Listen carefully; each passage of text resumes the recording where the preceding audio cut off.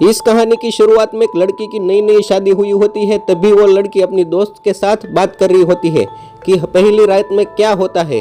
तो वो लड़की बोलती है कि मैंने तुम्हें पहले ही समझाया था कि उसमें कोई घबराने वाली बात नहीं होती है। तभी उसका पति कमरे में आ जाता है तो वो लड़की फोन रखकर चुपचाप बैठ जाती है। तभी उसका पति आ गया और वो लड़की कहती है कि मैं बहुत थक गई हूँ। तो वो लड़का बोलता है कि कोई बात नहीं, थक गई हो तुम आराम से सो जाते हैं।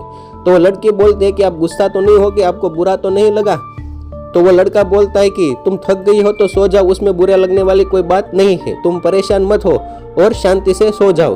तभी वो लड़का कहता है कि मुझे खर्राटे बहुत आते हैं इसलिए मैं बाहर जाकर सो जाता हूँ। तो वो लड़की बोलती है कि नहीं, उसमें कोई दिक्कत वाली बात नहीं है, तुम यहीं सो जाओ। कुछ महीने बाद उसकी सास और वो दोनों खरीदी करने के लिए मॉल में जाते हैं, वहाँ पर अच्छे से शॉपिंग करती है। तभी उसका जो पुराना एक्स फियांसे था वहाँ पर वो उसे देख लेता है और वो मन में ही मन में सोचता है कि ये तो शादी के बाद और भी सेक्सी हो गई है।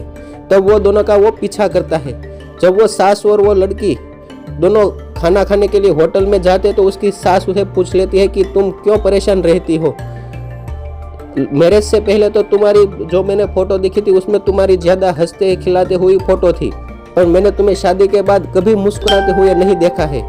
तो वो लड़की बोलते कि नहीं, ऐसी कोई दिक्कत वाली बात नहीं है, मैं ऐसे ही नहीं मुस्कुराती हूँ। जब वो लड़की और उसकी सास घर पर पहुंच जाते हैं तो वो लड़की अपने पति को ऑफिस में फ़ोन करती है कि आप ठीक से पहुंच गए। तो वो उसका पति कहते हैं कि जी हाँ, मैं ठीक से पहुंच गया हूँ।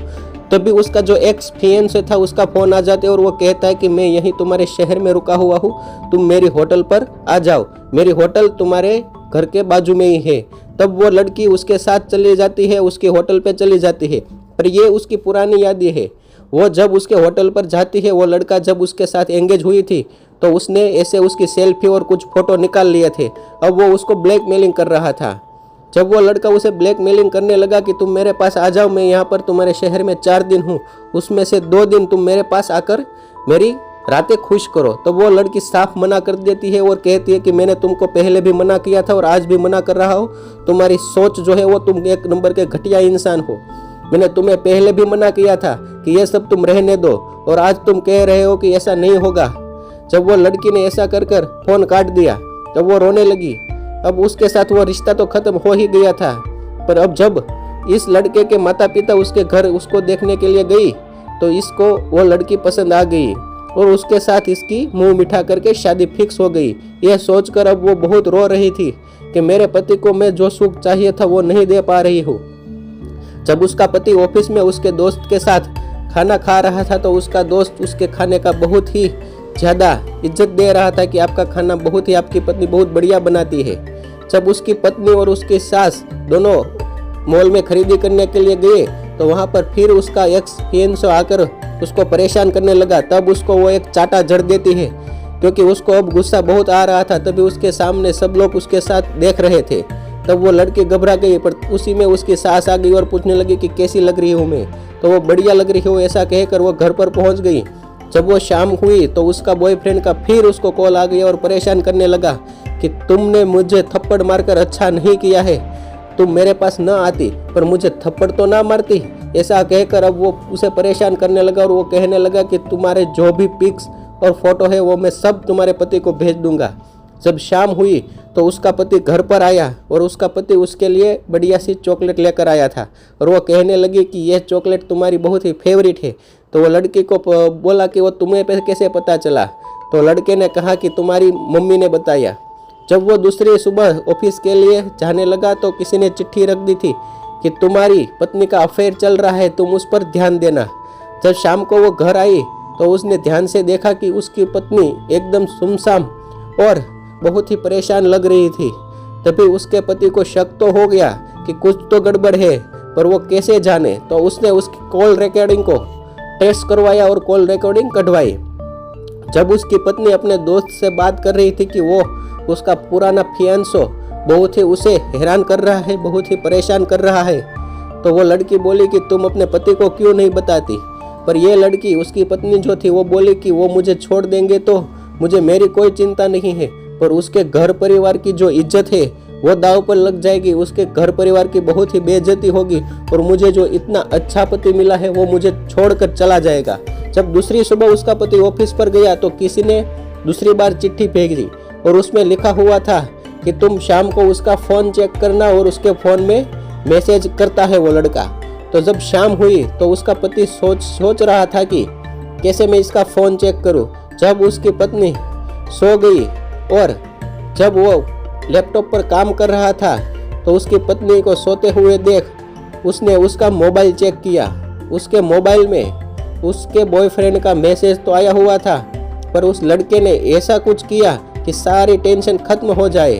अब वो उसकी पत्नी के सर पर हाथ रखकर सो गया, पर उसकी पत्नी जाग रही थी। अब वो रोने लगी।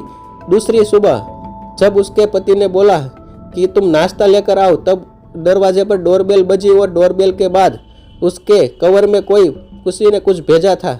तो वो उसके पति ने देखा और उसका पति उदास हो गया। जब वो नाश्ता लेकर आई तो उसके पति ने नाश्ता नहीं किया और सीधा ऑफिस पर चला गया। अब उसके पति ने सोचा कि यह मैटर ही खत्म हो जाए। तो क्या था, उसके पति ने उस लड़के को, उसके बॉयफ्रेंड को अपनी ऑफिस पर बुला लिया। अब मैटर खत्म करने की बारी थी। जब उसका बॉयफ्रेंड, उसका नाम रिकी था, रिकी जब ऑफिस पर आया तो उसके पति ने उसे सब कुछ तो पहले उसकी ध्यान से उसकी बात सुन ली। वो कहता रहा कि तुम्हारी बीवी एक नंबर की छिनार है, वो कितनों के साथ सोई हुई है, उसमें वर्जिनिटी नाम की कोई चीज ही नहीं है। तो उसका पति वो सब कुछ शांति से सुन रहा था। उसकी पत्नी की बेइज्जती वो पहले तो सुनने लगा। फिर क्या था, जो रिकी ने जो उसके पति को जो सारे फोटो भेजे थे, वो तो उसने उसका फेस ब्लर कर रखा था। पर रिकी ने ऐसा जादू घुमाया और उसके पति ने ऐसा कुछ किया कि उसके फ़ोन में से सारे फोटो और सारे वीडियो डिलीट हो गए। और अब उसका पति ने उसके सारे फोटो लेकर उसकी ही बीवी को भेज दिए। अब क्या था, अब उसके घर में झगड़ा होने वाला था। अब वो उसका पति खड़ा हो गया और एक झापट लगा दी उसके बॉयफ्रेंड को। उसने बोला कि आज के बाद मेरी बीवी के सामने कभी देखना मत, अभी देखा तो तुमको मैं जिंदा जला दूंगा। अब वो बाहर निकलते ही उसके पत्नी का कॉल आ गया और उसने कहने लगा कि तुम्हारे फोटो तो मेरे पास सारे के सारे फोटो आ पहुंचे हैं। तो उसने बोला कि ये मेरे फोटो नहीं है, ये किसी ने चेंज किए हैं। तो उसकी पत्नी बोली कि मैं तुम्हारे साथ डिवोर्स ले लूंगी। तभी क्या था, जब उसने अलमारी में से उसकी पत्नी को फाइल लेने के लिए भेजा तो फाइल देखते ही उसके जो फोटो उसके बॉयफ्रेंड ने भेजे थे वो नीचे गिर गए और उसकी पत्नी एकदम से सम हो गई और रोने लगी। तभी उसके पति के पास वो फाइल लेकर आते हैं और उसका पति पूछता है कि तुम क्यों रो रही हो, इतनी सी बात में कोई रोता है भला। उसका पति उसे समझाने लगता है और उसका पत्नी उसे कहती है कि तुम इतने अच्छे हो कि तुमने मेरे पास ऊपर गुस्सा भी नहीं किया। तो उसका पति बोलता है कि इसमें गुस्सा करने वाली कोई